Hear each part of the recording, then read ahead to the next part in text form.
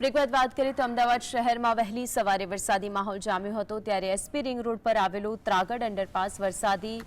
પાણીનું તળાવ બની ગયું હતું। ઓડા દ્વારા વરસાદી પાણીનો નિકાલ ન કરાતા લોકોને અહીંથી હાલાકી વેઠવાનો વારો આવ્યો છે। અંડરપાસમાં પાણી ભરાઈ જવાના કારણે વાહન ચાલકોને 5 કિલોમીટર ફરીને જવા માટે મજબૂર બન્યા છે। અમદાવાદના ત્રાગડ ગામે અંડરપાસની અંદર વરસાદી પાણી ભરાઈ ગયા હતા અને હવે પરિસ્થિતિ એવી છે કે અંડરપાસમાંથી પસાર ન થતા લોકોને 5 કિલોમીટર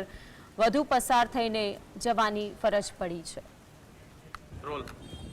રાજ્યની અંદર ભારે વરસાદની એક બાજુ આગાહી કરવામાં આવી હતી ને સતત 2 દિવસથી અમદાવાદ શહેરની અંદર મેઘરાજા મહેરબાન થયા હતા ત્યારે ઠેર ઠેર અમદાવાદનો પૂર્વ વિસ્તાર હોય કે પશ્ચિમ વિસ્તાર હોય તમામ જગ્યાઓ પર પાણી ભરાવાની સમસ્યા સામે આવી હતી। ત્યારે હાલ જીએસટીવીની ટીમ વૈષ્ણવ દેવીથી જુંડાલ સર્કલ તરફ જવાનો જે માર્ગ છે ને ત્રાગડ ગામ વચ્ચે એક અંડરપાસ આવેલો છે તે અંડરપાસ ખાતે જીએસટીવીની ટીમ પહોંચી છે ને જે અંડરપાસ છે તે તળાવ બન્યું હોય તે પ્રકારના દ્રશ્યો હાલ સ્ક્રીન ઉપર જે નજરે પડી રહ્યા છે તે મુજબ તમામ દર્શકો સુધી પહોંચાડવાની કોશિશ કરવામાં આવી રહી છે કારણ કે તંત્ર દ્વારા 24 કલાક થયા હોવા છતાં પણ હજી સુધી આ પાણીનો નિકાલ કરવાની જે જરૂરિયાત હોય છે તે નિકાલ હજી સુધી કરવામાં નથી આવ્યો કારણ કે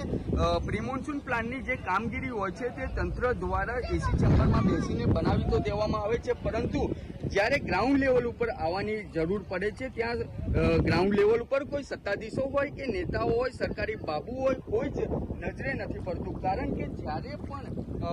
સરકારી અધિકારીઓ સરકારી કર્મચારીઓ હોય અથવા તો સચિવાલય હોય મંત્રી નિવાસસ્થાન હોય કે રાજભવન હોય જો તે જગ્યા ઉપર પાણી ભરાય તો તાત્કાલિક અસરથી તે પાણી ખાલી કરવામાં આવતા હોય છે પરંતુ હાલ જે ત્રાગડ અંડરપાસ આવેલો છે તે અંડરપાસની અંદર 24 કલાકથી પાણી ભરાયું હોવા છતાં પણ હજી સુધી તંત્ર દ્વારા કોઈ નિકાલ નથી કરવામાં આવ્યો તેને લઈને હાલ જે રાહદારીઓ છે તેમને 12 થી 15 કિલોમીટરનું અંતર કાપીને અન્ય માર્ગે જવાની જરૂર પડી રહી છે। વિરેન્દ્રસિંહ ભાટી, જીએસટી।